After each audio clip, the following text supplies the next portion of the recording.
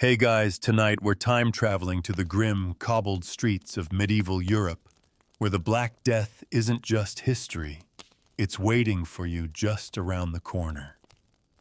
The air smells faintly of wet straw, fire smoke, and something far worse you can't quite place.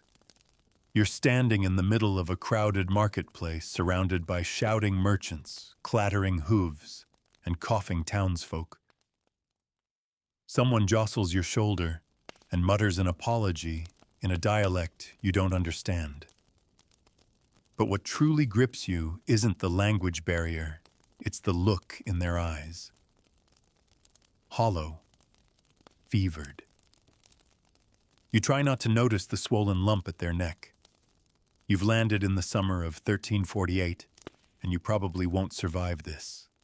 So before you get comfortable, take a moment to like the video and subscribe, but only if you genuinely enjoy what I do here.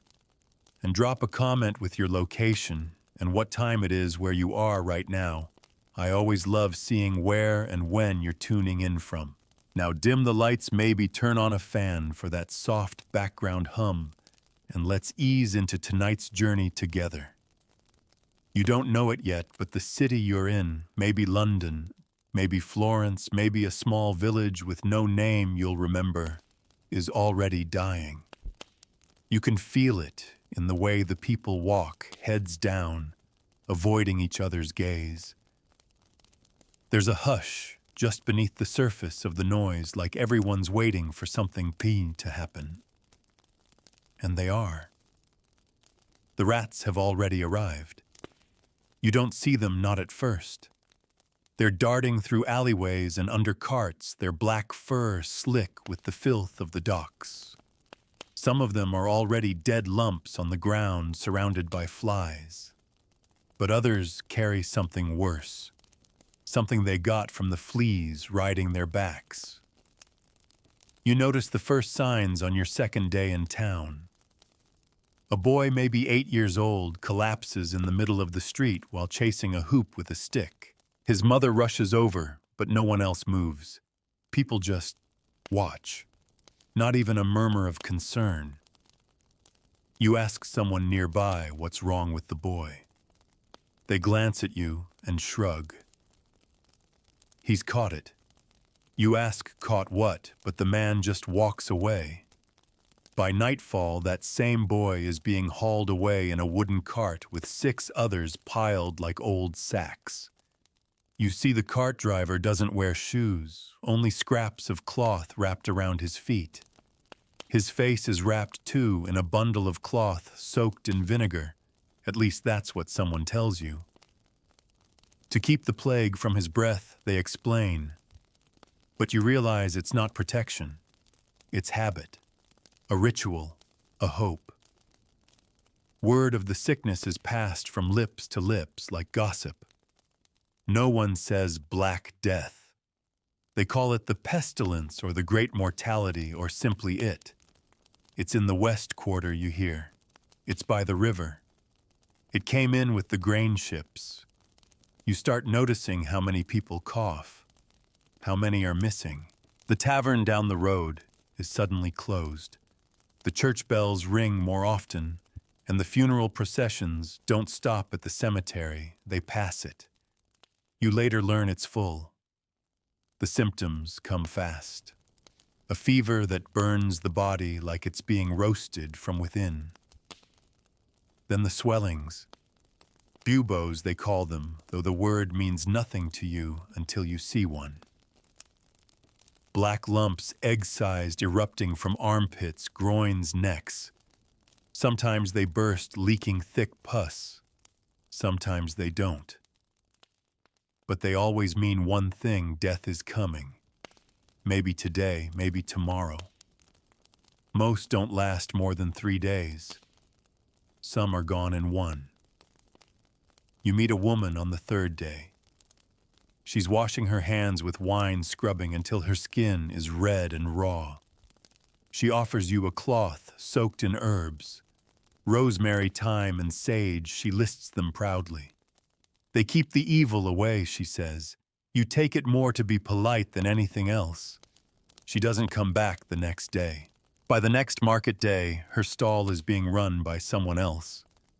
As you walk the streets, you start to notice how empty they're becoming. Not all at once, there's no sudden moment of silence. But a few more doors are barred. A few more shutters closed. The baker stops putting out bread. The butcher's shop smells like rotting meat. And the people who are still around look different. Eyes sunken. Hands twitching. Some mutter prayers as they walk. Others whisper nonsense to themselves. You pass a man yelling at a wall, arguing with it like it owes him something. He's missing 3 fingers. You're told not to touch anyone, not to breathe too deeply, not to eat the wrong things. There's no consistency in the advice. Some say carry flowers under your nose to block the stench, that it's the smell that brings death. Others say drink vinegar and garlic. Some swear by bleeding. Some believe in isolation. But most simply, hope. That it won't reach them. That they're special. You tell yourself the same thing. But then your neighbor, the one who smiled at you just 2 days ago, is gone. And her door is marked with a red X. You ask someone what it means. They tell you the mark is a warning, that there's sickness inside, that no one should enter. But you notice that no one is leaving either, not even when the moaning starts. The town's leaders try to act. The mayor issues orders. Streets are to be cleaned. The sick are to be quarantined. But there's no organization, no understanding, and no hope. The dead outnumber the living, and the living are afraid to touch them. So they pile up, in alleys, in homes, in the churchyard, which is now more bone than earth. The grave diggers can't keep up, and many have stopped trying. On the 5th night, the smell wakes you up. It's in your hair, your clothes. You try covering your face, but it's inside you already. You think of leaving. But where would you go? Every town is the same. Every village has its dead. There's no border the plague won't cross. It rides in on ships, in wagons, in the lungs of men and the blood of fleas. It doesn't care if you pray. It doesn't care if you hide. It finds you. There's a rumor that cats are spreading it, so people begin killing them. Then dogs. You see children stoning a tabby in the square. But later you learn the rats only grew bolder. With the cats gone, nothing stops them. You see one crawling across a sleeping man's chest in the early morning. You don't even feel surprised. The priests still hold mass, but no one comes. The church is cold and quiet, its incense barely masking the odor of death. One friar walks barefoot through the town chanting Latin hymns, lashes biting into his back. People weep when they see him, but not out of faith, out of fear. He's a reminder, a harbinger. They call him a flagellant. One day you pass a nobleman's carriage shuttered and guarded. The horses are too clean. The guards wear masks made of beak-like leather stuffed with herbs. One drops a coin into a child's hand without making eye contact. The child's shirt is spotted with blood. You wonder what they're trying to buy. Silence delay. But the pestilence doesn't care for rank. You hear that entire monasteries are gone. That kings are weeping for their children. That cities like Florence and Avignon are choking on the dead. You think it's just a rumor until the letters start arriving. Not from your family, those stopped coming, but posted on the church doors from officials. Do not travel. Do not gather. Do not breathe if you can help it. and you begin to realize something strange. You're not wondering when this will end. You're wondering if it ever really began. Was it one rat, one flea, one ship, or was it always here waiting? And somewhere in the distance the bells ring again. One long, low toll for another gone soul. You stop counting the bells. At first they seemed like a kindness, a sacred sound to honor the dead. But now they echo like mockery. There are too many names to remember too many faces you only saw once and never again. You can't recall the last time you saw someone smiling, without trembling lips or darting eyes. The fear isn't loud. It's quiet. It hides in corners in the soft shuffle of footsteps in the closed windows and covered faces. Even laughter sounds strange now. Hysterical. Fractured. The barber surgeon in the square is still working somehow. He sharpens his blades daily, though fewer come to see him. He's begun bloodletting anyone who asks. You pass by and hear a man screaming as a bowl fills slowly with thick, dark liquid. The barber claims it helps releases the corrupted humors. You watch the patient slump in the chair, and you wonder how many have died from the cure rather than the plague itself. You overhear a woman muttering about alignment, how the planets are to blame. Mars and Saturn are in conjunction, she says. It invites death. Another blames bad air. Miasma, she hisses, pressing a bundle of herbs to her face. It's all the foulness in the air. You nod, but you've stopped asking questions. No one agrees, and nothing works. Someone mentions Jews poisoning the wells, and your stomach turns. You don't want to believe it, but others do. Whispers become shouts, and shouts become violence. One night you see flames rising from the ghetto. The authorities do nothing. Some even help. You look away, not out of cruelty, but because you've grown used to looking away. By now your clothes are stiff from overuse. You haven't bathed in days. No one has. The bathhouses closed early first, from fear, then from lack of customers. You tried using a basin once, but the water turned black with grime. You splashed it away and shivered. Hygiene isn't worth the risk. People say water opens the pores and invites disease. You believe it. Maybe because you need to believe something. Your dreams are restless. You wake drenched in sweat, your heart racing, your hands searching your neck for lumps. Once you feel something and gasp. But it's only a bruise, probably from bumping into a barrel in the dark. You weep from relief or exhaustion.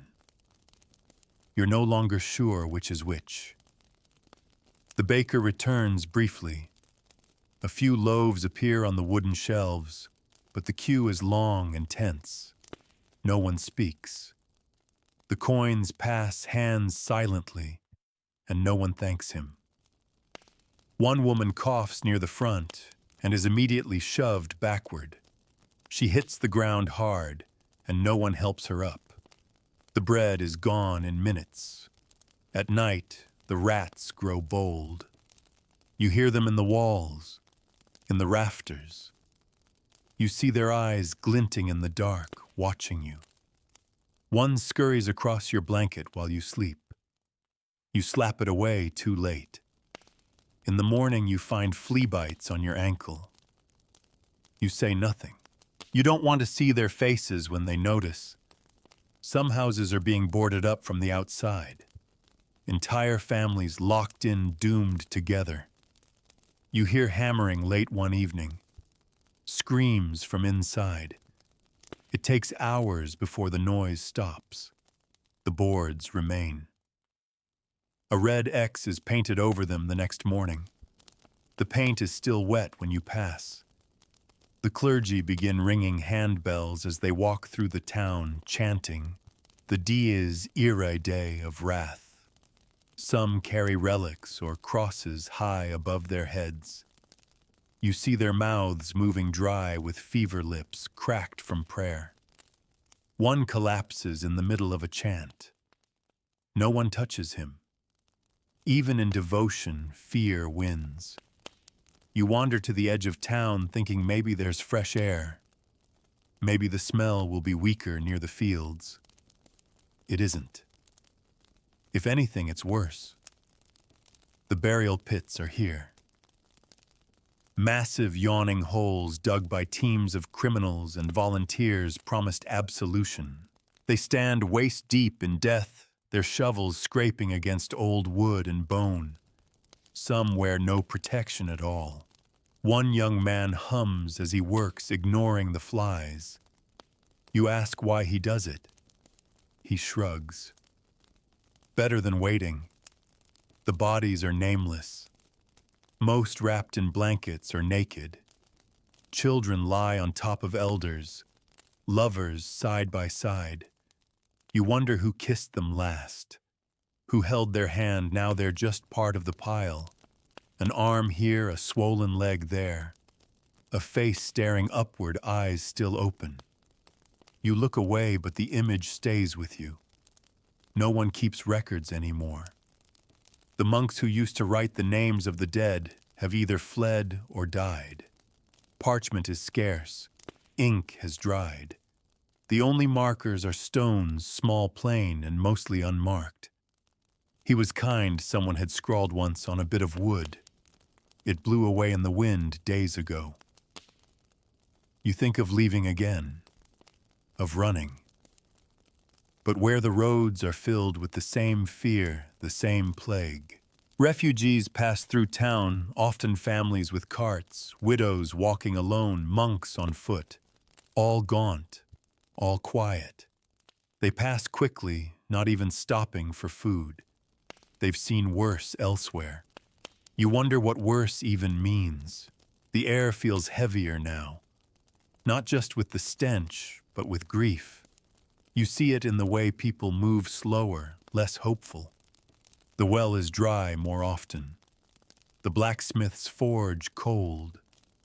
Children no longer play in the alleys. If they do, it's with bones. The superstition spreads. You hear of charms being sold, wolf teeth, bits of saintly cloth, vials of holy water, taken from any puddle deep enough. A man offers you a dried toad to hang around your neck. Keeps the poison away, he promises. You say no.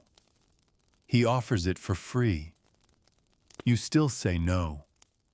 Sometimes you hear music. Not from joy, but from madness. A group of women dance in the square barefoot and wild-eyed. They twirl and scream and laugh, their faces flushed with fever or desperation. When one collapses, the others step around her. A priest watches from a distance and mutters something about devils. You think maybe he's right. You start noticing patterns. A cough today, a fever tomorrow, then silence. The timeline becomes familiar. Predictable. You learn to spot the signs, the way someone walks, the flush in their cheeks, the way they hide their hands. You pretend you don't notice just as they pretend they're fine. But both of you know. Food is almost gone. The fields outside are untended. The cows roam free, lowing without direction. The pigs have broken their pens and now scavenge like dogs. You pass a chicken coop where feathers and blood stain the dirt. No chickens. Just a trail of footprints and teeth marks. One morning you wake to silence. Not the peaceful kind, the hollow kind. No birds. No bells. No carts. You step outside and for a moment you think you're the last person alive. Then you see a boy, small, barefoot, covered in soot. He looks at you, then walks away without a word. You don't follow. The wind shifts, and for the first time in weeks, it smells of something clean. Rain. It begins to fall gently, mixing with the filth on the streets. You lift your face and let it hit your skin. For a moment, you feel clean, whole, alive.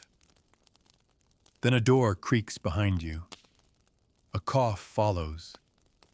And just like that, the illusion breaks. The Black Death doesn't stop. It only pauses, watches, waits. And somewhere inside you, you begin to feel it watching you too. You try not to scratch the bite on your ankle. It's small, almost invisible. Just a tiny red dot with a faint ring around it. Probably nothing. But now that you've noticed it, it seems to itch more. You cover it with cloth and try to forget. But forgetting isn't something people do anymore. The town's rhythm has changed. It no longer beats like a heart, steady, predictable. Now it's more like a gasp, an irregular twitch. Some days feel normal. You hear a smith hammering or a baby crying, and for a moment you think things might be turning around. But then you hear the coughing again, or the silence. The kind that means someone's gone. You visit the church not for prayer, but for company. A handful of others are there, silent, kneeling, exhausted. The priest speaks softly, almost like a whisper. He doesn't raise his voice anymore. He barely moves. When he finishes, he sits down and stays there, staring at nothing. His robes are stained, his hands trembling. You realize he's probably one of the last still standing. Outside, the graveyard has spilled into the streets. You step around mounds of earth and hastily marked crosses. Some people bury their loved ones in gardens now. Others don't bury them at all. It's too dangerous, too exhausting. You begin to smell the difference between yesterday's dead and today's. It clings to you even when you leave. A woman approaches you in the square. She's gaunt skin stretched thin over her cheekbones, eyes wide and watery. She asks if you've seen her son, says he was just here. She describes him a red tunic, a soft voice always humming. You tell her you haven't. She thanks you and walks away. But you remember a boy matching that description lying in one of the plague carts yesterday. You don't say anything. You start seeing people wearing strange charms. Some tie dried herbs to their belts. Others hang crude crosses around their necks or smear ash on their foreheads. You hear of entire groups whipping themselves in the streets, begging God to spare them. They call themselves the flagellants. You watch them pass through town chanting, bleeding, crying. Some join in. Others just stare. No one stops them. And then the isolation begins. One by one, houses close up. Not boarded from the outside, but locked from within. Entire families vanish into their homes and don't come out. Days go by. Windows stay dark. Then someone breaks the silence, a scream, a sob, a pounding on a door. But no one answers. You walk past these houses and wonder who's still alive in them, if anyone. Food becomes a problem. The bakers have long since stopped. The grain merchants have fled. The rats are more numerous than ever. You try boiling oats from a sack you found behind an abandoned stall. They taste like dust, but you eat them anyway. Hunger is worse than filth. You tell yourself that again and again. One night you hear a knock on your door. It's soft, uncertain. You hesitate. Another knock. Then silence. You open it slowly and find a child barefoot, eyes wild, holding a bundle of fabric. Inside is a baby, still and pale. "Please," she says, "I can't take care of him. You freeze." Before you can speak, she runs. You don't see where. You never find her again. You don't bring the bundle inside. You can't. Instead, you wrap it tighter and lay it beneath the old tree at the end of the lane. You say a prayer one you barely remember from childhood. Then you walk away, not looking back. Your dreams grow stranger. You see fields filled with bones, rivers black with rot. People calling your name, but you can't turn to face them. Sometimes you wake to find yourself standing, hands clenched, breath short. Other times you don't sleep at all. The night stretches out like a wound. The wind sounds like whispering. One morning you find the apothecary's door open. You step inside expecting dust and silence. But it's worse than that. The floor is smeared with blood. Shelves have been cleared. A cauldron still simmers in the hearth, though it smells like nothing you can name. You find a book open on the counter, its ink smeared. You recognize only one word, pestis. You close it.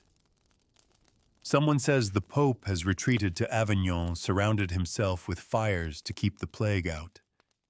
You try to imagine that walls of flame, sacred robes, a man chanting alone. It feels absurd, but you envy him. He has walls. You have none. Word arrives that entire towns are gone. Not just sick, empty. A passing traveler tells you about a place where everyone vanished overnight. No one died. No bodies. Just silence. He says it like a ghost story. But you believe him. Disappearances feel kinder than what you've seen. One afternoon, while scavenging near the edge of town, you find a garden. Overgrown wild but alive. A few apples cling to a tree, and mint grows thick around a crumbling wall. You pick what you can. You eat slowly, savoring the sharp taste. It feels like a miracle, like something remembered from another life. But even miracles decay. The next time you return, the garden is blackened, burned. Someone thought it was cursed. You find a charm nailed to the tree, chicken bones tied with string.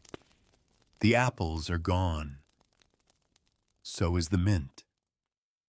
So is hope. You begin to talk to yourself more. Not full conversations, but soft mutters like prayers. Just a little longer, you say. Just today. You repeat it like a spell. Sometimes it works. You try not to think about your family, about the friends you left behind. You don't know if they're alive. You never will. Letters don't come anymore. Messengers are either dead or thieves. News is just rumor. Paris is gone. Milan burned it sick and survived. God has abandoned us. No one knows anything. And yet everyone speaks with certainty. You catch yourself staring at strangers, trying to remember faces, counting how many vanish by the next day. Sometimes you forget their names. You give them new ones. Blue Cloak, Laughing Girl, Scar. It feels like a game until they disappear. Then it's grief again.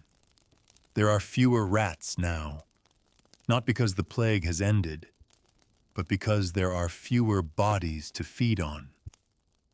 One day you find a scrap of parchment pinned to a door. It's a prayer. Crude Latin, misspelled, but earnest. It ends with "Deliver us from this death." You copy it down. You don't know why. Maybe just to feel like something can still be saved. That night you light a candle and read it aloud. The wax drips onto your hand. You don't flinch. And the darkness listens. The days blur. You can no longer tell what day it is. Sunday, Tuesday. It doesn't matter. The sun still rises, but you barely notice. Your world is a loop, wake, search, avoid, endure. You move through the streets like a shadow, watching more than being seen. Your steps are soft now. You've learned to walk without drawing attention. You pass the cathedral again.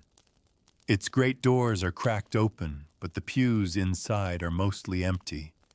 A few figures kneel near the altar. The priest is gone.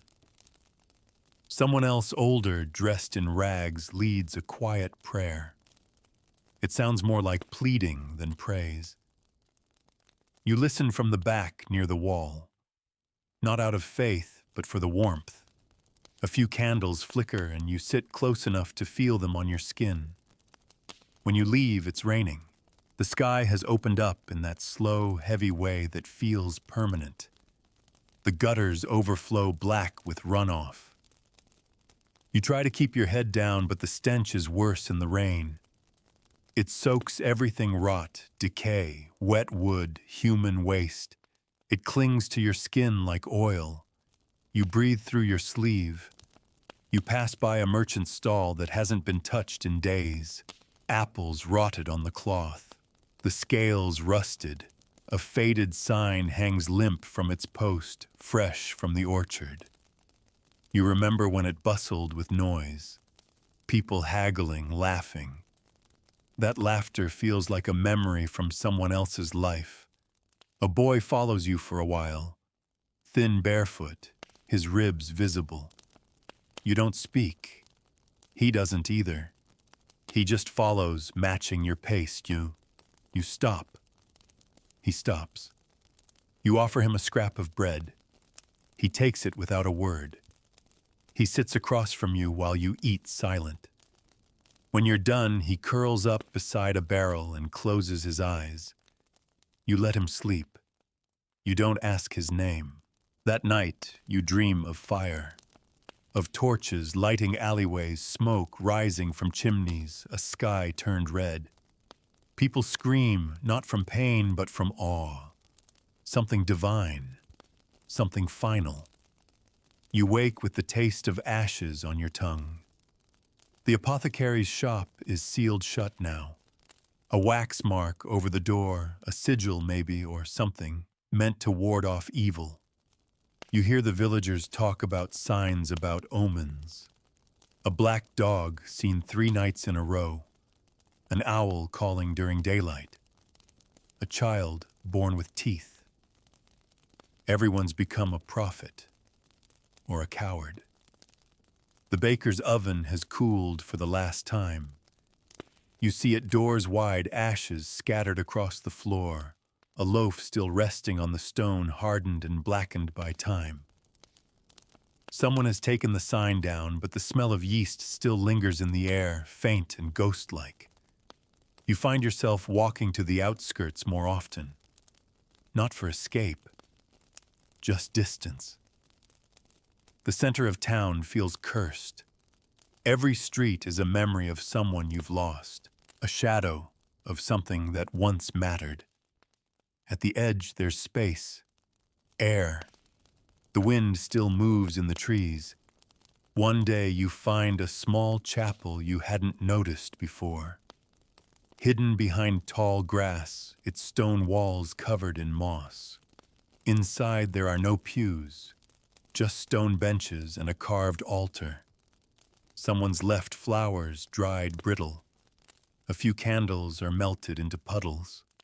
You sit, and for the first time in weeks, you speak aloud. You don't ask for anything. You just talk.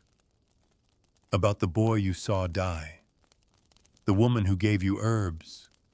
The child you couldn't help. Your voice is hoarse and it echoes strangely in the chapel. But it feels real. solid, like you still exist. When you return to town, you see something different.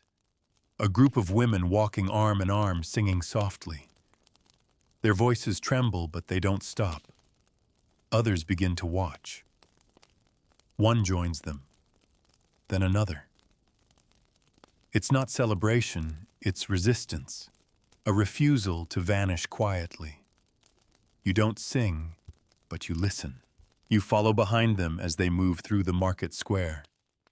The song isn't one you know. It sounds old, older than the plague, older than fear. Later, you find a scrap of cloth tied to your door. It's blue, knotted at the ends, damp from the rain. Someone left it. You don't know who, but it feels like a sign.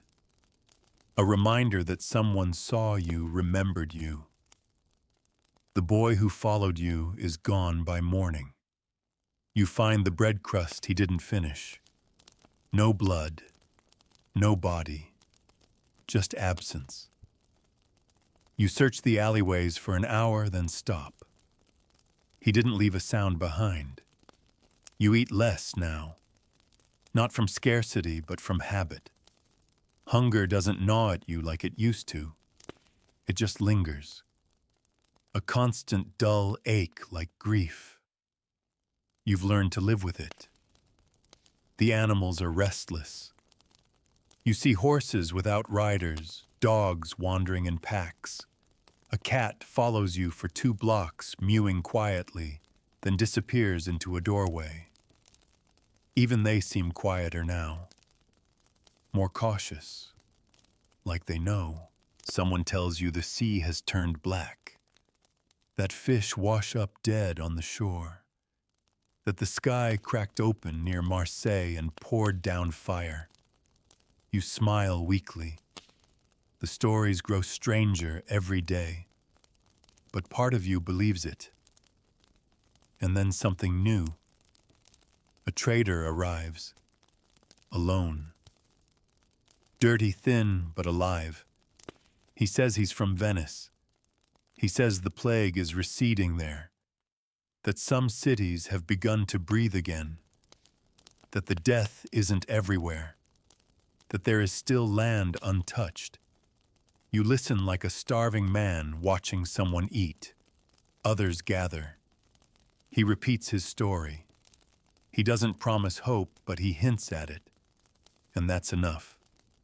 A spark in a field of ash. The next morning, you find people gathering at the gate. Not many. A handful. Talking about leaving. About starting over. About finding the places where the plague hasn't reached. They speak like children. Naive. But you can't help watching. You don't join them. Not yet. But for the first time in weeks, you wonder, what if there's a place beyond this? Beyond the rats, the bells, the coughing? What if the world still has a corner untouched? The idea settles in your mind like a whisper, and for the first time you let yourself whisper back. You linger by the town gate the next morning, watching the small group prepare to leave. They don't have much blankets tied to walking sticks, baskets of withered food, a few goats tugging at rope leads. There's no map, just direction. North, one woman says. I heard it's cleaner up there. Another mentions a monastery in the hills where no one has fallen ill. It's probably a myth. But even myths feel better than this. You don't speak to them. You just watch. One man offers you a nod. You nod back. It's not a goodbye. It's a recognition. You don't leave. Not yet. Back in town, the silence has changed. It's no longer the hollow quiet of despair. It's something else, something that waits. Like a forest after fire, charred and still but not entirely dead. The scent of death is still thick in the air, but underneath it something fainter stirs. Damp earth, stone, rain. A woman you've seen before, she sold candles, once emerges from her shuttered home. Her hair is uncombed. Her dress hangs loose from her frame, but she stands. She sweeps her doorstep slowly, with hands that tremble. You pass by and she doesn't speak, but she meets your eyes. It feels like defiance. The rats haven't gone, but there are fewer of them. They scurry when you approach. You stomp once and they scatter. You feel powerful in that small way, more than you have in weeks. It's pitiful, but you cling to it. The flea bite on your ankle is healing. The skin is dry, no swelling. You've checked it every morning like a ritual, your breath catching each time your fingers brush the skin. You're not safe, but not marked. Not yet. You count that as a blessing. At the chapel outside town, someone has cleaned. The old flowers are gone. Fresh ones, just weeds, really have been placed in the cracks of the stone. A new candle burns. A ribbon is tied around the altar cross. Blue again. You sit on the bench and close your eyes. You still don't pray. But the silence feels sacred. On the walk back, you pass a child drawing in the dirt with a stick. Circles. A figure with big eyes and a crown. She tells you it's Saint Rosalia. She hid in a cave and kept the sickness away, the child says. She's helping us now. You nod. You don't correct her. Why would you? You find yourself humming as you walk. A tune you don't recognize. Something simple. Probably from before all this. A street song. A lullaby.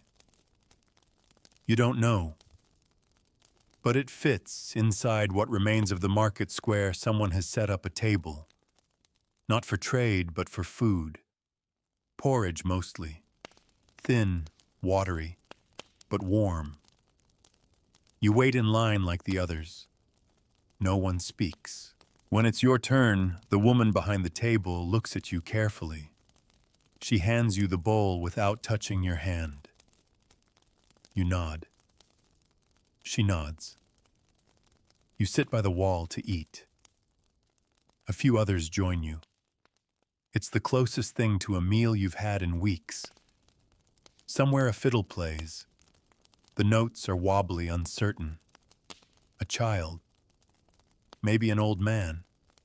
It doesn't matter. It's music. You close your eyes and let it seep into the cracks inside you. Then a scream cuts through the air. It comes from the alley behind the butcher's old stall. People freeze. You stand bowl forgotten. You move with others pulled by instinct or duty, you're not sure. A woman kneels beside a man on the ground. He's shaking, eyes rolled back, froth at his lips. She sobs, saying his name again and again. You back away, slowly. The others do the same. One man mutters a prayer. Another crosses himself. The woman stays. She doesn't stop sobbing. She won't leave him. By sunset, they're both gone. You return home, if it can be called that, and sit in the doorway watching the sky fade from bruised orange to steel gray. You try not to think about the couple in the alley, but your mind won't stop. The way she stayed, the way no one touched them, not even after. The stars appear faint behind the cloud veil. You count them. 3, then 5, then none. The clouds shift. You close your eyes and listen to the night. The wind. The distant creak of wood. A cough somewhere far off. Then stillness. Morning brings fog. The streets are ghostly outlines blurred. You move slowly, carefully. The world feels half real. You pass the chapel again. The weeds have been arranged into a circle, a wreath. You smile faintly. Someone still cares. At the fountain, a man washes his face with a bucket of rainwater. He doesn't speak, just nods when you approach. He has a long scar across his cheek. You ask him if he's staying. He shrugs. There's nowhere else, he says. Might as well build something again. That word "build it" stays with you. The blacksmith's forge is still cold, but the door is cracked open. Inside, tools are scattered but not broken. The anvil is rusted but whole. You run your hand across it. The roughness feels good, solid, real. You wonder what might be made here again. Not swords. Not now. Maybe nails, pots, horseshoes, things that belong to the living. At the edge of town, the travelers who spoke of leaving are gone. The gate hangs open. The road beyond is muddy and rutted, littered with broken wheels and footprints that go in every direction. No sign of them remains. You feel no envy, only curiosity. Later, you find a piece of charcoal and mark your door, not with an X, but with a circle. You don't know why. Maybe it's a message. Maybe it's protection. Maybe you just need to leave a mark. The rain returns by dusk. You stand in it this time, arms out, letting it soak your clothes. You turn slowly, face tilted up. You breathe deep. For a moment, it washes everything away. The smoke, the rot, the grief. Just water now. You know the plague isn't gone. It's still here, hidden in lungs, in blood, in corners, and in whispers. But you're still here, too. You wake, you walk, you remember. And sometimes you hope. That's enough for now. You awaken to birdsong. It's faint, cautious, as if the birds themselves aren't sure they belong here anymore. But it's there, piercing the morning fog like a thin beam of light. For the first time in what feels like months, you don't start the day with silence or coughing or the rustle of vermin. You just listen. A sparrow flits across your rooftop. You smile without meaning to. Outside, the street is still a ruin. Mud churned into stone. Walls stained with smoke and years of grief. But something is changing.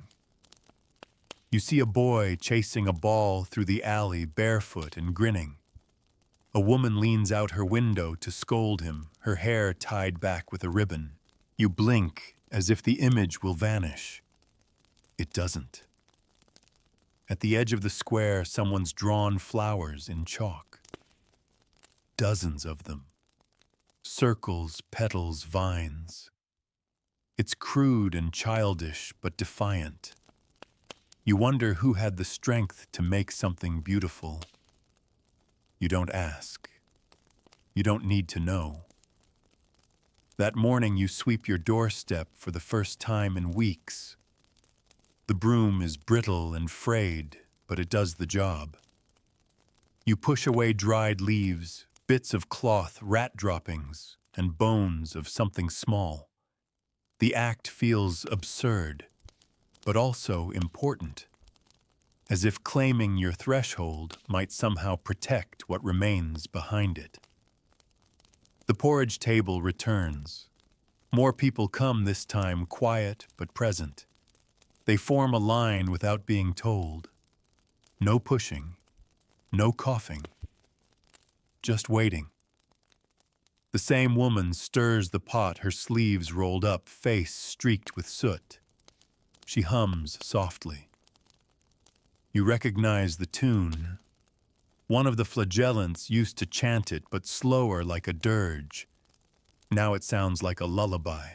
You sit next to a man with a crooked back and a smile full of gaps. He offers you a handful of walnuts. You accept them with a nod. No one talks much, but that's okay. Silence doesn't always mean fear anymore. Sometimes it just means peace. Someone has repaired the well. The stones are restacked, the bucket replaced the rope, no longer fraying. You draw water just to hear the splash, to feel the weight of something deep and clean returning to the surface. You wash your face with it, and the chill sends a shock through your body. It feels like waking up. But not all signs are hopeful. In the northern quarter, smoke rises, not from hearths, but from pyres. The sickness hasn't left. A family of 5 dies within 2 days. No one enters the house. The corpses are burned where they lay. The flames are high orange, violent. You watch from the alley, hand covering your mouth. The fire crackles like dry laughter. Yet that evening, people gather anyway. Not to mourn, but to listen. An old man stands atop a crate and begins to speak. His voice is raspy but strong. He talks about the past, about his childhood, before the pestilence, about feasts and songs and winters that weren't cruel. He doesn't say it will return. He just reminds them it once existed. You find yourself among the crowd. Someone brushes your shoulder. You don't flinch. You feel a tear trace down your cheek and let it fall. Later, you sit near the chapel and write. You've found scraps of parchment bound together with twine, an old quill from a shuttered scribe's shop. The ink is weak-thinned with water and soot, but it works. You write not to record events, but feelings, fragments, names, smells, the way the porridge tastes, the sound of rain, the color of the sky when the bells stopped. You don't know who you're writing for. Maybe yourself. Maybe someone who'll find it later. Maybe no one. Still, you write. One page simply reads, "I'm still here." A child brings you a painted rock, blue with yellow stars. She presses it into your hand, then runs. You turn it over. On the back, a tiny scratched smile. You place it on your doorstep. That night, thunder rolls in. Heavy clouds push across the sky full of tension. The wind howls. Rain begins, not gentle like before, but furious, cleansing. You sit in the doorway and watch it wash the streets. Bits of garbage float down the gutters. Old bones, rags, soot. It feels like a reckoning. In the distance, lightning cracks over the chapel. You hold your breath. For a moment, the world is lit bright as day, and then darkness again. But not the kind that suffocates. This one feels earned, sacred. The next day, the sun shines. Not just peeking through clouds, but bright whole. It casts shadows again. You blink against the gold. The warmth seeps into your skin. You see people with their hands to the sky, mouths open in awe. One man weeps openly, face turned upward. A woman sings not a hymn, not a chant, just a simple melody. A melody of someone who's remembered how. You visit the burial pit one more time. Weeds have started to grow at the edge. A fox darts away when you approach. You stand at the rim and close your eyes. You whisper names, not all, just a few. The ones you can still remember. You breathe in and bow your head. Then you leave. By now, most of the streets have been cleared. Not clean, but passable. Some homes have new shutters. Someone's painted a red door blue. You see soap drying on a line, someone is making it again. Small signs, but signs nonetheless. You return to your home and light a candle. Not for prayer, not for mourning, just for light. You place the painted rock beside it. You sit and breathe and wait, because something is happening. The plague hasn't vanished. You know that. It still lives in blood and cloth and shadow. But so do you live. And somehow, against all the odds, you begin to dream again. You dream of fields again. Not the rotting, forgotten kind that ring the outskirts of your town now, but lush ones, green and waving in the breeze, scattered with wildflowers. In the dream, there are voices, laughter.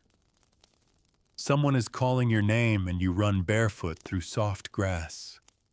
You can't see their face, but you know it's someone you loved. Maybe someone you lost. When you wake, the image fades quickly like morning mist, but the feeling lingers. That ache of joy, distant but not gone. A reminder that your soul is still capable of it. That morning, the smell of baking surprises you. You follow your nose, careful and slow, like you're chasing a ghost. The scent leads you to the old baker's house, long since abandoned, the door once marked with ash and silence. But now a curl of smoke lifts from the chimney. You hesitate before approaching. Inside, a young woman works the oven. She's not the baker's daughter, nor his apprentice. You would have remembered her. She doesn't notice you at first. She's humming softly, sleeves dusted with flour, face streaked with soot. A basket of rough, dense loaves rests on the table. When she sees you, she nods once and keeps working. No questions, no fear. She hands you a piece of crust, still warm, crisp at the edge. You eat it slowly. It tastes like the world before. Word spreads quickly. That afternoon, a dozen people wait outside her door. She says nothing, only works. The loaves go fast. She bakes more. People offer what they can, herbs, buttons, old shoes. She takes them all. The trade is uneven. No one cares. You pass by again the next morning. She's still at it. A boy offers her a handmade broom. She accepts it with a grin. The rhythm of the town shifts again. Slowly, subtly. A man begins repairing the church doors, not because anyone asked him to, just because they creaked. He hammers nails with a rhythm that echoes down the street. You pass him and he nods. The kind of nod that says, "I've seen what you've seen. I'm still here too." The chapel down the path, the one with the wild grass, now has a visitor each day. Different people, always alone. They enter, sit, and leave. Sometimes they leave flowers, sometimes notes. Once someone left a whole loaf of bread wrapped in a clean cloth. You leave a pebble, polished, smooth. You place it next to the cross. The graveyard is growing but no longer spilling over. Someone has made wooden markers, simple and neat. Not names, just symbols. A sun, a tree, a hand. It's enough. You visit it each evening not to mourn but to bear witness, to acknowledge what has been lost, what still matters. One day you find someone kneeling there, a young man thin and pale humming a lullaby. You sit beside him and say nothing. You don't need to. At the fountain, children play. Their laughter is soft, unsure at first, like they've forgotten how. But it grows louder. You hear one shriek with joy and see a splash. Two girls running in circles, skirts twirling. You close your eyes and try not to cry. Someone brings a lute. You don't know her name, but she sings each evening now near the porridge table. Her voice is cracked and uneven, but no one minds. She sings old ballads, tales of harvest of kings and brave knights. Fantasies. She ends each song with a bow like a court performer. Someone always claps. You join in. One afternoon, a strange man arrives. He wears a tattered brown cloak and smells faintly of lavender and smoke. He calls himself an herbalist, carries a bag of dried plants, tiny bottles of tincture. People gather. He offers bitter tea, claims it soothes the blood. You drink it. It tastes like bark. But later you sleep deeply without dreams. He stays a few days, then moves on. Leaves behind bundles of thyme and nettle strung above doorways. A superstition, maybe, but the smell is sharp and clean. You find yourself inhaling deeply as you pass them. The town bell rings once again, the first time in weeks. Not for a funeral, but for a gathering. Someone is organizing a feast, not a true feast, but what passes for one now. A table of stew, root vegetables, mushrooms, bread from the young woman's oven, a jug of something sweet.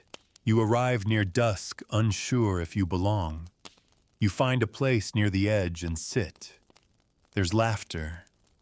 Low at first, then full. Someone toasts nothing in particular. Another sings off-key. A dog barks and steals a potato. No one scolds it. You see the painted rock, the one the child gave you, resting at the center of the table. No one says who brought it. But it's there. As the sky darkens, someone lights torches. The flickering flames throw soft light onto tired faces. Faces that have seen too much. But also faces that are alive. Someone hands you a bowl. You eat slowly, eyes wide, ears open, listening, watching. This isn't the end of the plague. You know that. But it might be the beginning of something else. A man across the table tells a joke. It's not funny, but you laugh anyway. So does he.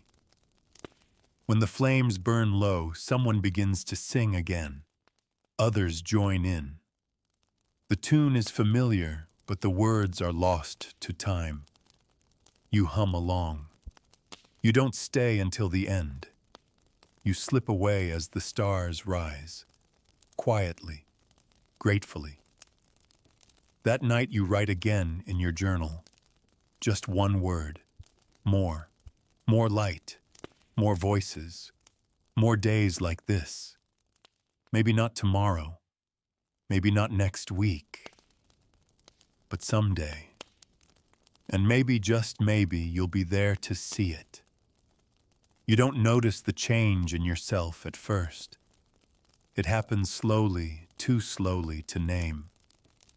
But it's there. In the way your steps feel heavier in the morning, not from dread, but from purpose. In the way your fingers move with more certainty when tying your cloak or cleaning your shoes. Even the way you greet people, eye contact, a nod, sometimes even a word. You're becoming someone again. The town mirrors you, not all at once, but bit by bit. A woman begins clearing rubble from an old shop front. No one asks her to. She just begins, hands, blistered face streaked with sweat. By midday, someone joins her. Then another. By dusk, the door stands upright again, patched with mismatched planks, but proud. A candle burns in the window. You help move stones. You carry old wood. You sweat. Your muscles ache in a way that feels honest, alive. When you finish, your hands are black with grime, and you wash them at the fountain, with the children laughing nearby. You laugh too without meaning to. One of the boys tries to splash you. You splash him back. For a moment, it's a game, a good one. Someone finds the priest. You hadn't realized he was still alive. Turns out he had locked himself inside the rectory weeks ago, afraid, ashamed, consumed by the voices in his head. Now he emerges blinking like a mole. His beard is wild robes stained, but he bows his head when he walks through town. No one mocks him. In truth, it's a comfort to see him, a reminder that even those who disappeared may return. You visit the graveyard again. The new markers stand firm. Someone has planted rosemary. The scent drifts in the breeze, sharp, green, cleansing. You kneel before one of the older graves and whisper again. Not names this time, just gratitude. You stand feeling lighter. That afternoon, a cart rolls into town. It creaks and groans under its weight barrels of grain, a few crates of garlic and onions, one cask of something stronger. The driver says nothing, just gestures and begins to unload. People gather stunned. You catch sight of the emblem on the cart, a red crescent. The symbol of mercy, of alms, of those who still believe in life. The supplies are free. You help distribute them. It takes hours. You lift crates, sort dried herbs, hand out bundles. You hear yourself speak, here, take this. Enough for 3.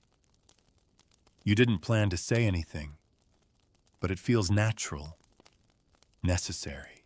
Later, when you sit with your back against the old church wall, the sun on your face, someone offers you wine. You drink. It burns. You smile. That night there's music again. But this time it's not in the square. It's in the alleyways, the houses, the rooms where windows are open again. Someone plays a flute. Another a drum made from a water bucket. There's rhythm in the air. A heartbeat. You hum along from your doorstep. The next morning you pass the bakery and see chalk on the wall, 2 for 1 today. If you've lost someone, take 3. You walk a little farther before realizing your eyes are wet. Near the edge of town, a man is planting something. A real garden, rows scraped into the earth. Seeds, he says, peas, onions, barley. You offer to help. He shrugs. The ground's ready, he says. Might as well try. You kneel beside him and dig. The soil is damp, full of old roots and worms. But it's good, dark and rich. You press seeds into it gently, as if tucking in a child. You cover them with earth. You pat the ground.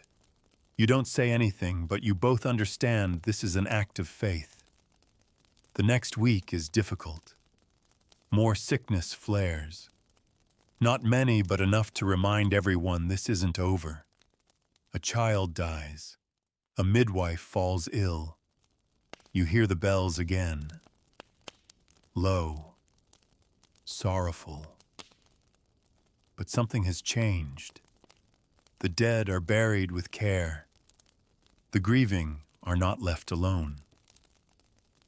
The porridge table is still there the next morning, and someone adds sprigs of thyme to the pot. The bread is a little softer.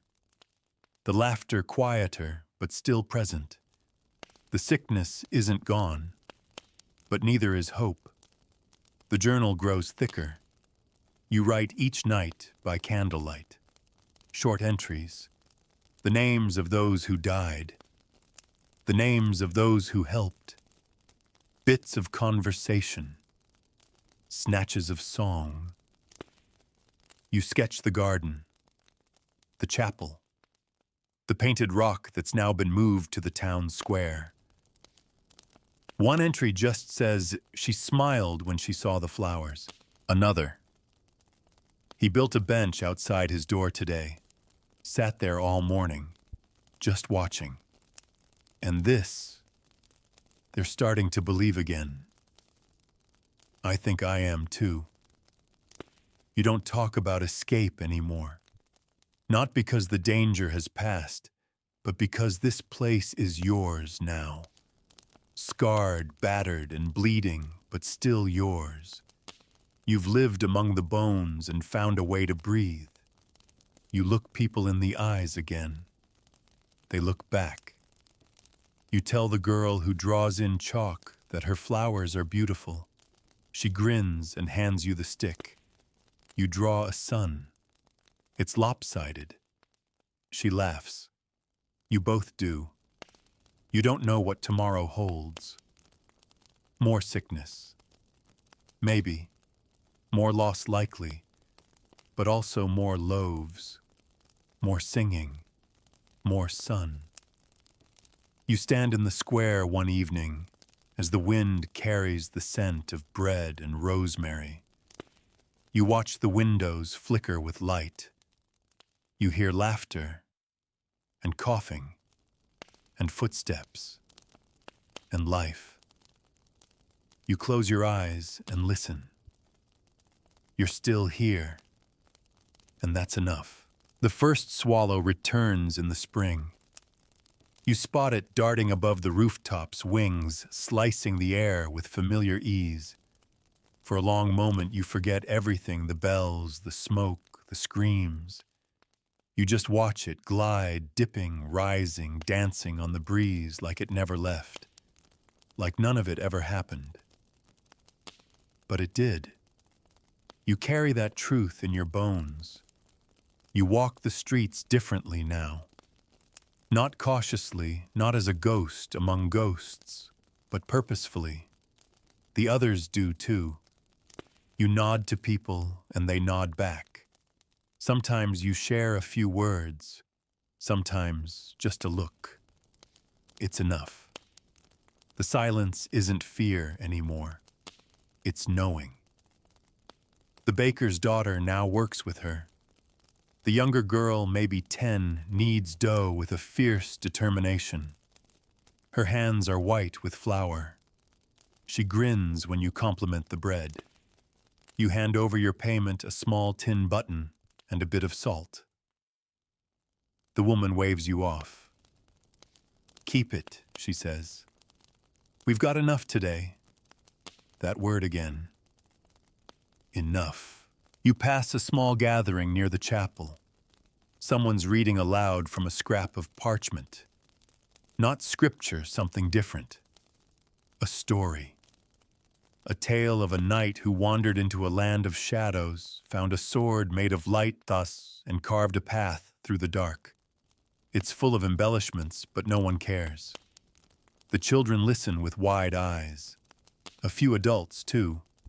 You linger at the edge, letting the words wrap around you. Someone's painting again. A man with yellow paint stains on his fingers leans over a shutter brush, dancing across the wood. He's recreating the town crest, or at least his version of it. There's a bird in flight, a sheaf of grain, a rising sun. It needs something, he mutters. You suggest a star.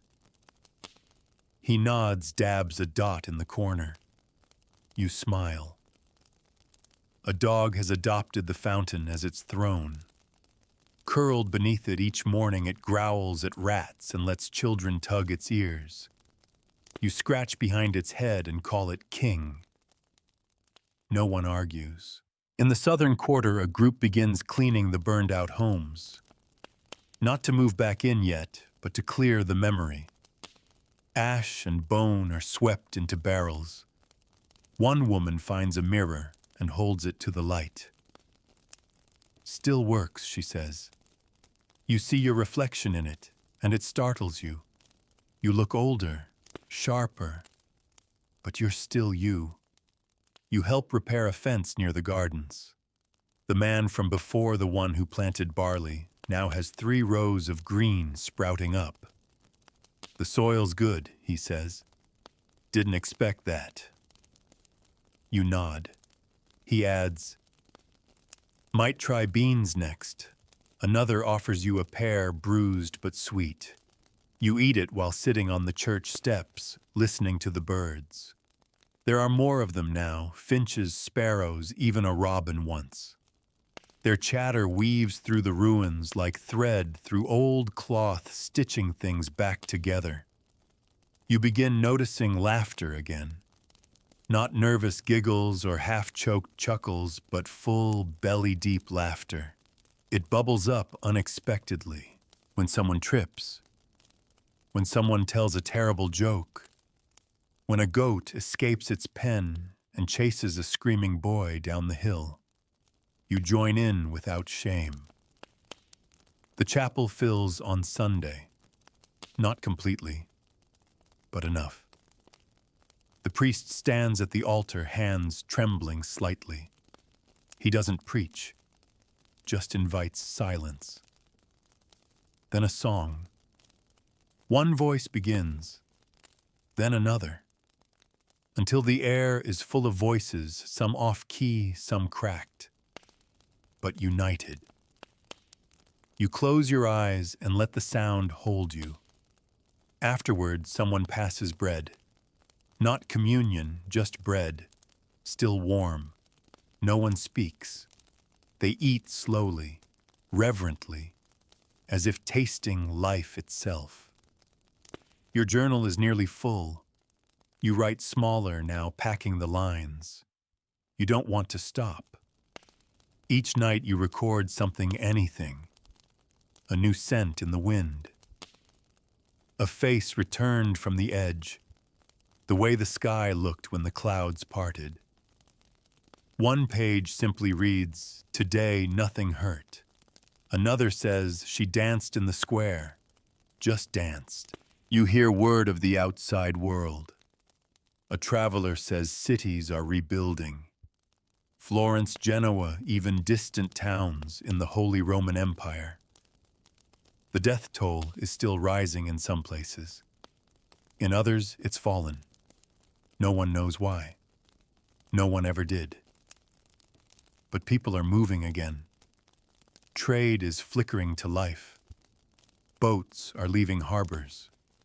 Letters are being written. You think about writing one. You don't know who would receive it. But the thought is enough. That somewhere someone might still be waiting. That a name whispered now might still echo in another place.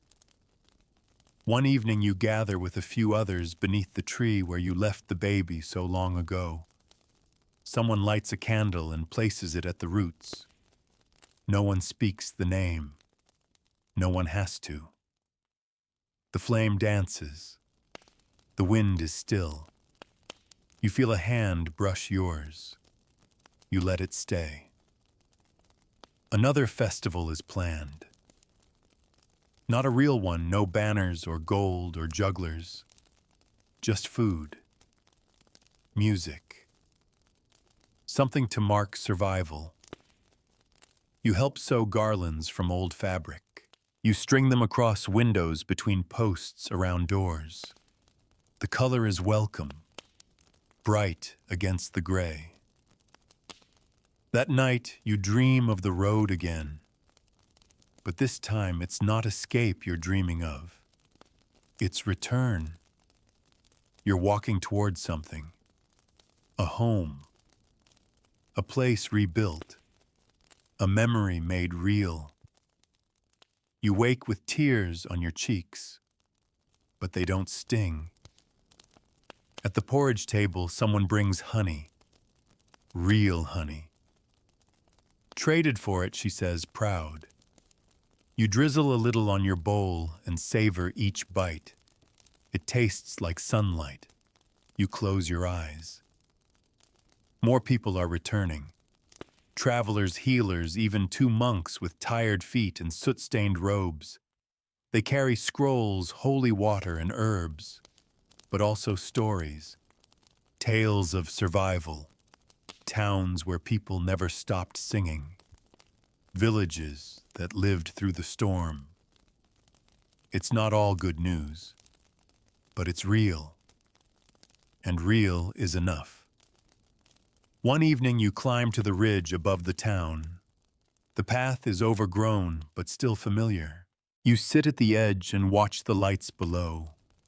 Candles in windows, torches on corners, a fire crackling in the center square. You breathe in deep. The air is still damp, still full of memory. But you are here. You have made it this far. And now, you begin to wonder how much farther you can go. The day begins with birdsong and the smell of baking bread. You no longer question it. It's become part of the rhythm. Just as the bells once marked the dead, now the scent of yeast and the chirp of sparrows mark the living. It doesn't mean the danger is gone, but it means something has shifted, something deep. You step outside and stretch your arms into the morning. The sky is a clean slate blue, streaked with soft clouds, as if even the heavens are trying to forget what they've seen. Down the lane, a woman carries a basket of laundry. She sees you and smiles. The corner of her eye is still shadowed with loss, but her smile is real. You return it without hesitation. Today is a building day. Someone has organized a repair crew, not for houses, but for the school. A few charred beams remain part of a scorched roof frame. Children play among the ruins, kicking stones, laughing. You join the others, lifting debris, righting planks, scraping soot from stone. There are no carpenters here, just hands. Willing ones. A man named Gerard shows you how to align beams. He used to be a mason before the plague. Never thought I'd lift a hammer again, he mutters, wiping his brow. But the way he works says otherwise. He's steady, focused. He hums under his breath some old drinking song. You hum along. The bell tower has been cleared. Its great bell remains cracked but intact. A boy climbs the ladder and tugs the rope. A deep clang echoes across the town. People stop, listen. Some cheer. Others simply close their eyes. The bell has become more than metal, it's a heartbeat resumed. At midday you rest beneath the shade of the tree near the square. Others gather tired, dust-covered, stained with sweat and ash. Someone passes around water in a chipped ceramic jug. Someone else tears chunks of bread from a cloth bundle. You eat with your hands, say little, and feel full, not just in body, but in presence. Later, a traveler arrives on horseback. The animal is thin, its saddle patched, but it walks with pride. The rider is young, cloaked eyes, bright with questions. Is it safe, he asks no one in particular. No one answers. But someone offers him water, another bread. He eats gratefully, as if he hasn't tasted kindness in weeks. He speaks of a nearby village, smaller than yours, that's begun to rebuild. They've planted barley, he says, started a forge again, even held a wedding last month. A wedding. The word lands like a bell note. Strange, distant, beautiful. You try to imagine it, flowers, laughter cloth, swept clean of ash. A vow spoken into a world still learning to breathe again. It seems impossible. And yet, that evening you find yourself at the chapel again. Someone's lit candles, dozens of them. They flicker along the windowsills, the stone benches, the altar steps. A silent vigil, maybe, or just a gesture of hope. You sit near the door and listen to the wind move through the grass. One by one, others join. No words are spoken, just stillness, presence. A small girl walks to the front and begins to sing. Her voice is soft, uneven, a lullaby, more breath than melody. But no one stops her. The notes rise gently, settle like mist on your skin. You bow your head and close your eyes. You don't know the words. They don't matter. What matters is the sound, the fact that it still exists. Afterward, you walk home slowly. The streets are cleaner now, still cracked, still bruised, but lived in. A wooden sign has been nailed to the old tavern door, open soon. Someone's repainted a shutter with bright red paint, cheerful and defiant. The well is surrounded by flowers in jars, wild blooms, weeds, dandelions, beauty snatched from the earth. You pass the porridge table, still there though. Today there's a pot of stew. A boy stirs it proudly, wearing a too big apron. He waves when he sees you. You wave back. You sleep deeply that night. No dreams, just warmth and silence and the soft creak of wood as the wind brushes against your window. When you wake, you feel rested, truly rested. You light your candle and write. They've begun to laugh in their sleep again. You begin to teach the children how to write. You gather them in the half-repaired schoolhouse, seated on crates and stones. Chalk is scarce, ink even more so. But you make do. You draw letters on boards, press quills into tiny hands. Some are eager, some bored. One girl insists she already knows how to write her name. You ask her to prove it. She draws a smiley face. Everyone laughs. Each lesson ends the same way with stories. You tell them about the world before carefully edited. You leave out the worst of it, but you always end with what came after. And still you say they survived. You look each child in the eye, like we are. You hang their drawings on the wall. Suns, stars, fields, a horse that looks like a loaf of bread. You don't correct them. That night you sit beneath the stars. The sky is wide and clear, and the moon is full. You remember the old world again, not with longing, but with understanding. You survived it. You walked through fire ash, silence, and came out breathing. There will be more days of mourning, more nights of fear. The sickness may return, but so will the bread, so will the songs, so will the weddings. You look at your hands calloused and healing. You write one more sentence before bed, I have become part of this place, and you know it's true. The next morning you wake before the sun. For a moment you lie still, unsure what stirred you. Then you hear it, the soft crunch of footsteps on gravel outside your door. Not hurried, not heavy, just present. You rise, cross the room, and open the door quietly. A young boy stands there, maybe 6 or 7. Freckles, pale hair, holding something in his hands. It's a bundle wrapped in faded linen, clumsily tied. He holds it out to you with both arms. It's for you, he says. You take it slowly, uncertain. Inside are 3 things, a small chunk of cheese, a feather, and a drawing of what might be you stick-limbed and smiling beneath a crooked sun. You crouch to his level. Why me? He shrugs. You always look like you need something. You laugh, a small, quiet laugh. You thank him, and he skips away down the path. You take your bundle to the fountain and eat the cheese slowly while sitting beside the ever-loyal dog. The drawing you tuck into your journal, the feather you run through your fingers. It's soft.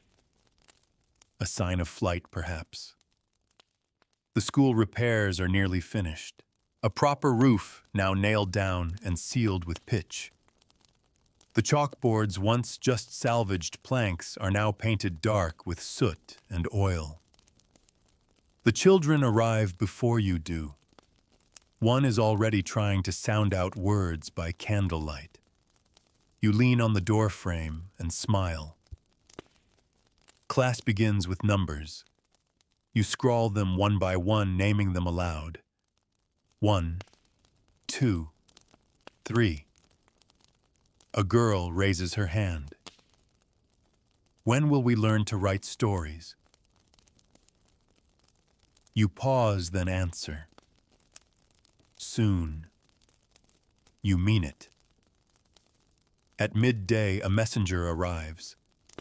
Tattered cloak, red sash, face smudged with road dust. He carries a satchel full of sealed letters, bound with wax. A crowd forms quickly. He opens the pouch slowly, reverently. From the coast, he says. From Marseille. Genoa. From the places that still write. You don't expect your name, but you wait anyway. He calls names one by one. Cries ring out, some joyful, some broken. A woman weeps, clutching a letter to her chest. A man reads his aloud news of a cousin a trade route reopened, a promise to send cloth by midsummer. No letter for you. That's all right. You ask the messenger about the world beyond. He nods. It's mending. Slowly. Some towns lost everyone. Others never closed their gates. But roads are safer now. Traders move again. Priests write again. He leaves that evening invited to rest, but refusing. I move better when the stars are out, he says with a grin. Before he goes, he presses a folded parchment into your hand. It's blank, he explains, in case you have something to send. That night by candlelight, you write your first letter in over a year. It's not long, just a page. You write about the town, about the garden, the school, the porridge, the songs. You don't mention the plague. You don't need to. You close it with a name yours and no return address. The messenger promised to carry it as far as it would go. You sleep soundly that night, as if some weight had been lifted from your chest. In the morning, a goat is stuck on the bakery roof. No one knows how it got there, but it refuses to come down. The baker's daughter laughs so hard she cries. Someone brings a ladder. Another climbs up with a carrot. It takes hours. The goat eventually hops down with no help, lands in a cabbage cart, and walks away triumphantly. The town talks about it for days. It becomes a story. The kind you'll tell over fires and bowls of stew when the nights grow long again. A new traveler arrives, this one with books. Tied to his cart with rope wrapped in cloth, worn and water-stained. He trades them for bread, cheese, boots. You manage to get one a collection of saints' lives, half in Latin, half in French. The margins are filled with notes from some long-ago reader. You sit at the chapel and translate the parts, you can whispering them aloud. One entry speaks of a girl who sang her town back to life. She sang in the square every morning until the doors opened again. You read the line twice, then write it into your own journal. Spring deepens. The barley sprouts higher. The wind grows warmer. Trees bloom. Bees return slow and golden, humming through the air like tiny lanterns. The graveyard smells like rosemary, wild thyme, and fresh grass. You begin spending more time there not to mourn, but to reflect. You see others do the same. They sit beside graves, hands folded, sometimes talking. You see one man plant flowers. Another brings his daughter and tells her stories of the ones beneath. The dead aren't forgotten, but they're no longer feared. They belong here too. The chapel bells ring again, not for mourning, for marriage. Two people you barely knew, shopkeepers or tailors you think stand before the altar. The town gathers. Someone plays music. The bride wears blue. The groom wears a tunic several sizes too big. But their hands are steady. Their vows simple. You watch from the doorway, heart full. You don't cry. You just breathe long and deep. You return home that night and light 3 candles, one for the past, one for the present, and one for the road ahead. You write in your journal, they're not rebuilding the town. They're reimagining it. And you realize you're doing the same. You never planned to stay. But now you cannot imagine leaving. The days grow longer. You mark their passage by light alone now, no calendars, no saints' feasts, just the slow tilt of the sun across the roofs. Morning stretches gently into evening, and dusk takes its time settling in. The shadows come later. You walk more, not in search of food or news or work, just to walk. The streets are warm beneath your feet.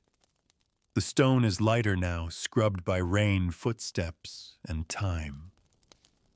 Ivy creeps back up the church walls.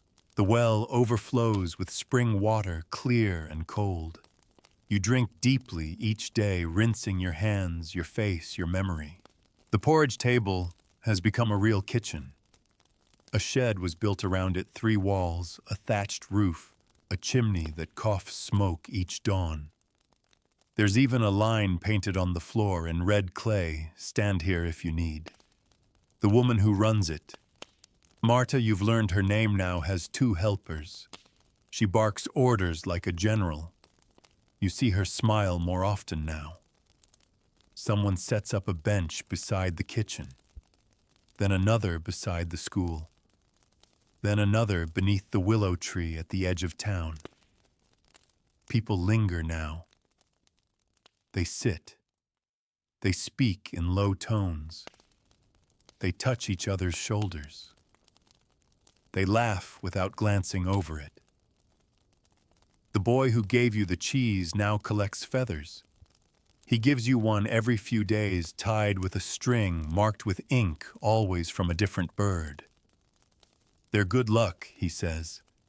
"Feathers mean someone flew away and came back." You nod, tucking them into the pages of your journal. They rustle like wings when you open it. You add drawings now, not good ones, just outlines of the chapel, the fountain, the school. You sketch the goat standing triumphant on the bakery roof. You caption it King of Bread Hill. The garden is growing. Real food, real life. The peas climb poles. The barley waves in the wind. Wild herbs sprout between the rows, and no one pulls them up.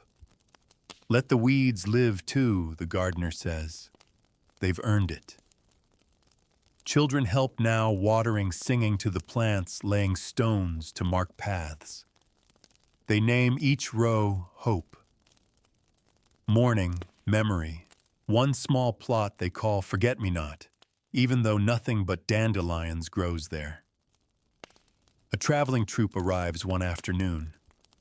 Not actors exactly, more like minstrels, dusty and threadbare with cracked drums and patchy cloaks. They ask for a space to perform. The square clears for them.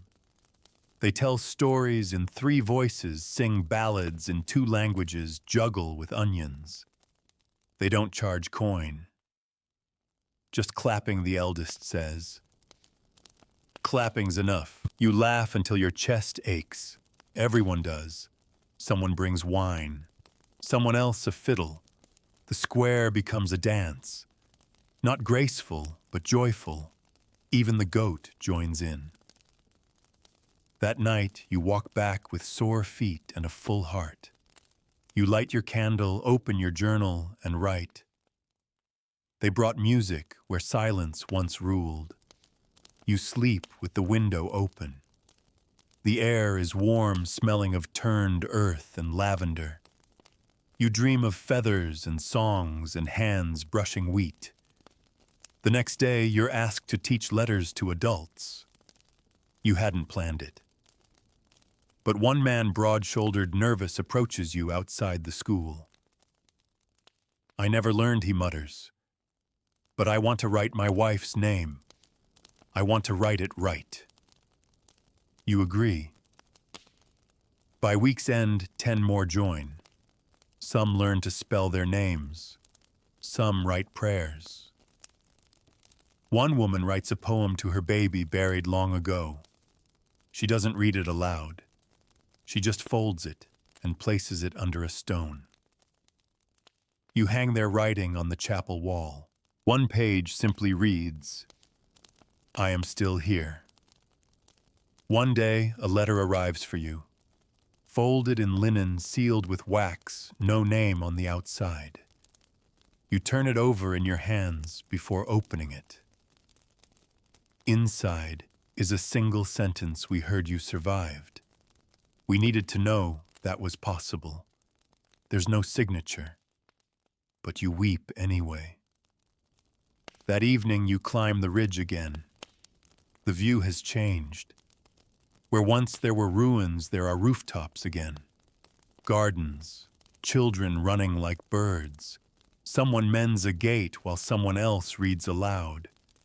A priest carries bread, not communion, to a sick man's home. Below you, the town glows with quiet light. You sit on the rock, breathing deeply. You remove the folded letter from your pocket. You reread it. You press it flat and write beneath it. So did you. You return home and place it between the pages of your journal. You sleep peacefully. No nightmares, no bells, just the rhythm of breath. Rain returns not in torrents, but in soft, honest sheets that drum gently on rooftops and windows. It doesn't bring fear anymore. It brings cleansing, a rhythm, a kind of lullaby. You stand in your doorway and watch it soak the stone paths, puddle in the low places, run in silver rivulets down the edges of the chapel. Children splash through it, shrieking, soaked to the bone and laughing. No one stops them. You let the rain touch your face. It tastes clean. You smile. The garden drinks deeply. By week's end, everything is greener. The peas climb higher, the barley thickens. The mint overflows. Someone says the rain came just in time. Someone else replies, so did we. Inside the school, the students now write full sentences. You line the walls with their work. There's pride in their eyes now. The girl who once drew only smiley faces now writes her name and draws herself standing tall with a sun overhead. She hands it to you and says, I made this for the next kid who comes after. You pin it to the door. Each week now, someone new arrives. Not many, just 1 or 2. They arrive thin, dust-covered, wide-eyed. Each time the town pauses to receive them. Marta brings stew. The gardener offers onions. You offer water or ink or a kind word. One man collapses at the fountain and weeps, not from pain, but from relief. They all say the same thing: I didn't think I'd find a place still standing. The forge is working again. Gerard's back at it, shaping horseshoes and nails, his arms blackened with soot. The sound of hammer on iron rings out again across the square. Not the desperate clang of barricades being built, but the steady rhythm of craft, of purpose. He lets children help stoke the fire. One boy stares in awe as sparks rise toward the rafters. It's like stars, he says. Gerard nods. That's all fire ever is, bits of stars breaking loose. Even the chapel is transforming. The inside has been swept and scrubbed. The stone walls gleam with candlelight again. The benches once scattered and broken now stand in rows. Someone painted a new mural behind the altar. A tree rooted deep, reaching high, its leaves made of tiny handprints. Yours is among them, blue and smudged. People gather not just for mass, but for music, for meetings, for silence. On some evenings, you all sit there and say nothing at all, just breathing together. That too is prayer. One morning you wake to singing. Not birds, people. A procession of them, holding garlands, ribbons, flowers. They wind through the streets, stopping at homes and gates, singing blessings in cracked, tired voices. You join them without question. A song older than memory leaves your lips. The boy with feathers walks beside you, a garland in his hair. The plague still lingers in your minds. Sometimes someone falls ill. A cough, a fever, a tremble of fear. But now there's help, herbs, broth, a hand held through the night. Most recover. Some don't. But no one dies alone. You keep writing. Your journal is nearly full, but you've begun new ones. Others ask for pages to write on. One man begins a list of all the living. A woman writes poems for each season. A boy draws maps not of where you are, but where you could go. A future imagined, sketched in charcoal. You reread your first entry. They don't even look you in the eye here. You remember that version of you haunted, silent, surviving. And you smile because now you're writing things like, "Today we planted daisies on the graves and no one cried." Or Gerard made spoons, not because we needed them, because they were beautiful. One evening a meeting is called, not for mourning, not for aid, for plans. Under torchlight, the townspeople gather. Maps are spread, ideas shared. We could rebuild the mill. The east wall needs stone. We need a bell for the school. Laughter rises when someone suggests turning the goat into mayor. No one disagrees. You raise your hand.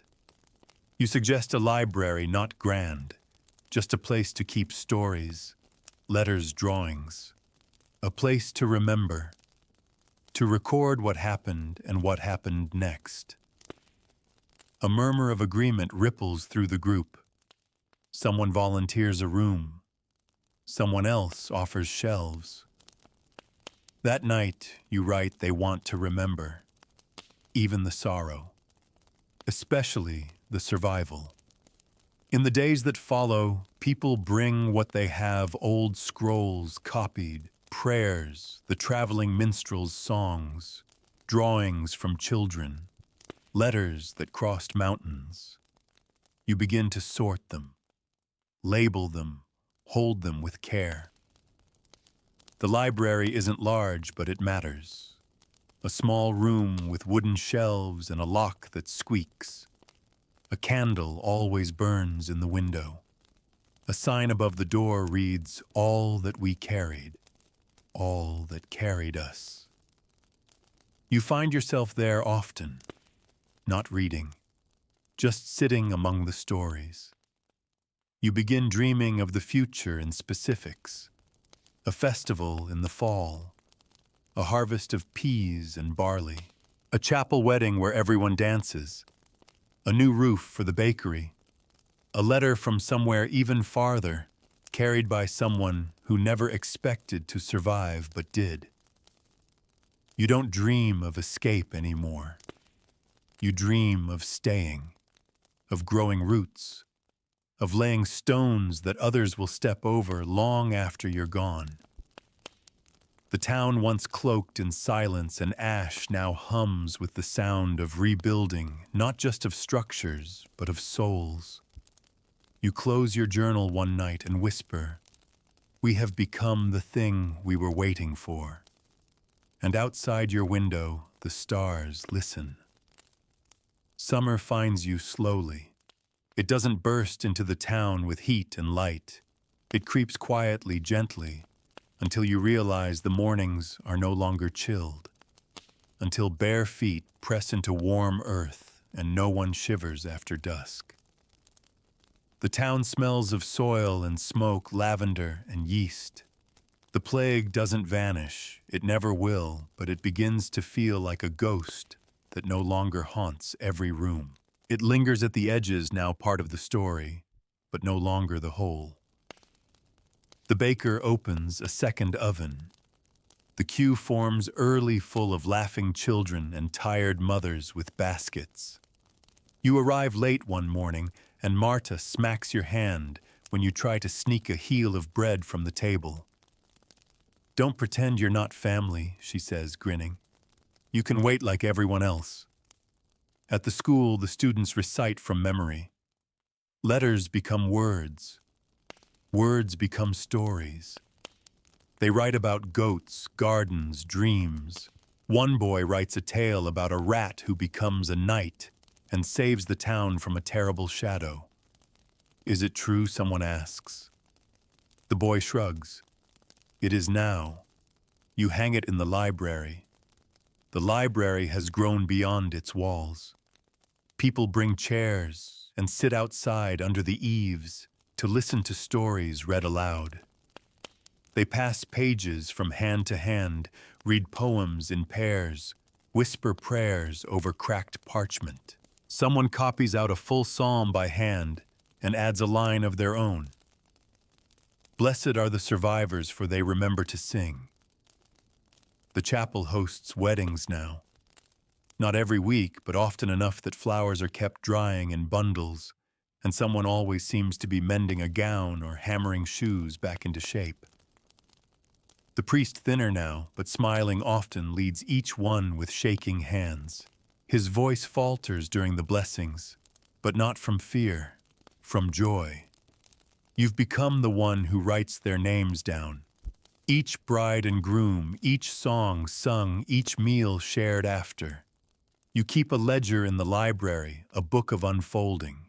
You sketch little leaves beside each couple, letting vines grow down the margins. Gerard's forge produces hinges and tools again. He makes bells, two small ones meant to chime on doorways or in gardens. To keep the dead away, someone jokes. Gerard shakes his head. "No," he says. "To welcome the living." You help build a stage in the square. The minstrels promise it to return in the fall, and this time you'll be ready. The children paint the sides with wild designs, stars, sunbursts, spirals.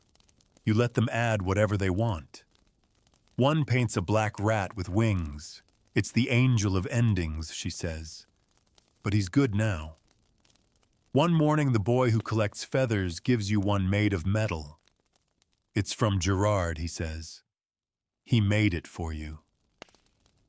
It's beautiful, thin and silver, etched with the word flight in tiny letters. You wear it on a string around your neck, not for luck, for memory. Word spreads that a nearby city is hosting a council, a meeting of survivors, travelers, leaders, anyone who lived through the dark and still believes in light. The town gathers to discuss sending someone.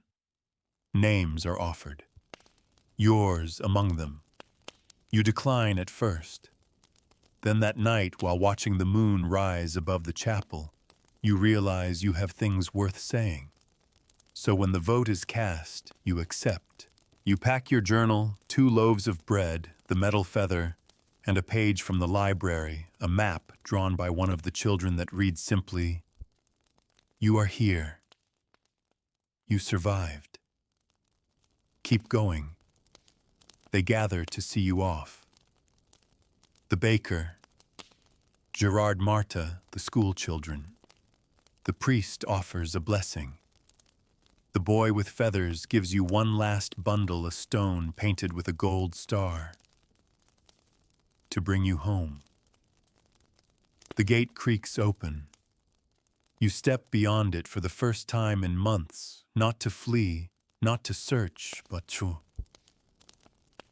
share, to carry the fire forward. The road is quiet, dusty, lined with weeds, but not lonely, not anymore. A girl walks beside you a while carrying baskets of seeds. A man offers you water. You hear bird song, see smoke in the distance, signs of other towns, other survivors, other beginnings. When you stop to rest, you write. They won't believe what I've seen. They won't believe how we lived, how we healed. But I will tell them, because someone must. Someone always must. You reach the council city after 5 days. It's larger, busier, buzzing with rebuilding stones, stacked high cloth hung across scaffolds, children running through squares. You're not the only one who's come to speak. You see cloaks from a dozen provinces, scarves with strange symbols, tattered banners now stitched with new meanings. You wait your turn. When it comes, you step forward, the journal clutched in your hand, and you say the words you've written 100 times in silence, now out loud to a crowd. We remember the darkness, but we choose the light. When you return home, the gate is already open. They've been waiting. There's bread, wine, music. You're pulled into embraces. Stories tumble from your lips before you even sit down. You add pages to the library. You kiss the chapel door. You sleep beneath your window again, candle flickering low. And in the hush of night, with the summer breeze curling around your ankles, you whisper, "We are more than survivors now," and the stars hum back in agreement. You wake to the sound of church bells, and this time they ring not for death, but for harvest. It's the first of the season.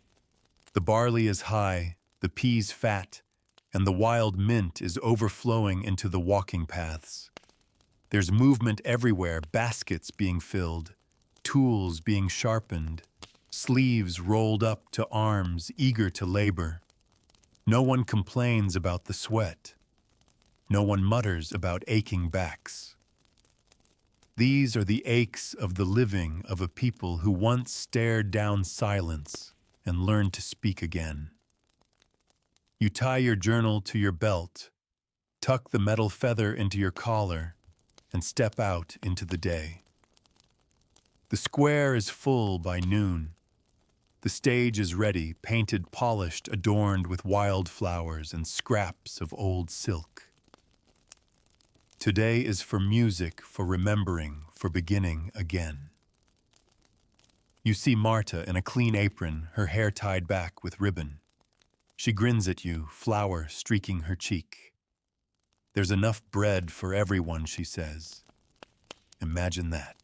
The school children parade past, holding signs they made from parchment scraps and ink-stained fingers. "We made it," one reads. Another, "We remember." And another, "We dance because we're still here." And they do feet pounding against the stones that once held the weight of despair. Now those same stones bounce with laughter. The traveling troupe returns just as they promised. They perform a play, an allegory, they say, about a village that lost its voice and found it in a whisper passed from child to child. It's absurd and brilliant, full of talking goats arguing vegetables and a tree that tells jokes. The children scream with laughter. You laugh too until your sides ache. As evening rolls in, someone places a lantern in your hands. You don't ask why. You know. Everyone receives one. Their simple paper string, a small wick. You stand at the edge of the square as the crowd falls into silence, and when the first flame is lit, dozens follow, then hundreds. Light blooms in every hand. You lift your lantern. The wind is gentle, steady. One by one, the lanterns rise, glowing, lifting into the darkening sky like stars remembering how to shine. Tears prick your eyes, but they do not fall. You stand among them, your town, your people, your past, and your future, and you feel what can only be described as enough. Later, after the food and music and dancing, when the torches have burned low, and laughter has folded into quiet smiles, you return home. The goat is asleep in the square again, wearing a crown made of barley stalks. Of course it is. Inside your candle is still lit. You open your journal one last time. You flip through every page, the pain, the grief, the empty mornings, the whispered prayers, the chalk flowers, the bakery's return, the boy's feathers, the names you wrote, the things you could never say aloud but wrote down anyway. All of it. You lived all of it. On the final page you write, "The plague did not take everything. It took much, but not everything. We stayed. We grew. We remembered. And now we begin again." You set the journal on the table. You blow out the candle. You lie down with the window open and the wind curling in. Outside, someone strums a lute. The notes rise, float, linger. And finally, in the hush that follows, your breath slows. Your heart quiets. You rest.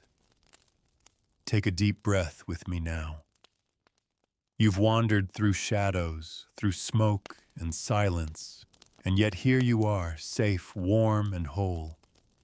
You've walked with the ones who endured the unthinkable, who lived in the stillness after the bells fell silent, who learned how to build again, to plant again, to sing again. You felt the dust beneath their feet, the weight of hunger in their bellies, the sting of grief in their eyes. But you also felt their courage, their joy, their hands stretched toward one another, despite it all. You carried their stories, their songs, their laughter. And maybe tonight, as you drift into rest, you carry a little bit of their strength too. The world they rebuilt was not perfect, but it was alive. And sometimes that's all we need, a place to breathe, to remember, to begin again. Let your breath soften now. Let your body sink a little deeper into comfort. Whatever weight you carried into this night, set it down. There is nothing more to do. You've traveled far and your heart is full. Let the gentle rhythm of your breath rock you slowly into stillness. You are safe. You are loved. You are here. And the night watches over you with all its quiet grace. Sleep now, friend. Let the stories rest with you. You've earned your peace.